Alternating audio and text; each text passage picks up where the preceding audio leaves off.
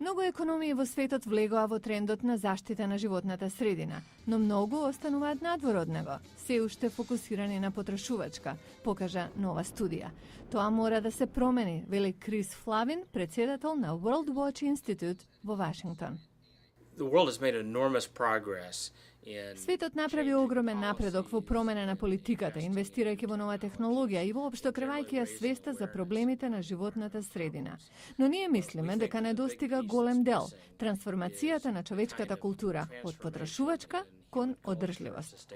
Соединетите американски држави се потрошувач број 1 во светот, вели Ерик Асадуријан, директор на проектот. Само Америка консумира 1/3 од светските ресурси.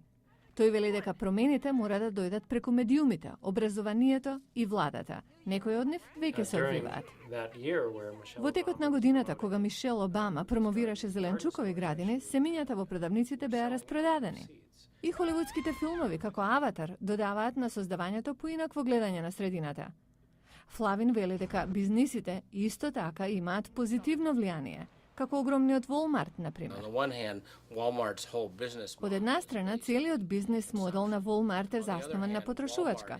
Од друга страна, компанијата направи големи напори да ја интегрира одржливоста на животната средина, не само во својата дејност, туку и да го префрли тоа на снабдувачкиот синџир. Но не се сите согласни дека потрошувачката треба да се намали. Патрик Майкл е од Като институтот. Дека населението ќе биде толку високо што ќе има крах или дека светот ќе остане без храна ако не промениме нешто, тоа едноставно не е точно, вели тој. Но религиозните лидери, како папата Бенедикт, ги уверуваат верниците дека потрошувачката не е начин да се најде значење. А Садуријан инсистира дека парите не купуваат среќа. Ако продолжиме да се дефинираме со тоа што го имаме, тоа ќе доведе до трагичен крај. Тој вели дека глобалната економија мора да се промени кон одржлив систем и тоа сега, пред социјалните прашања и еколошката деградација да станат предоминантни.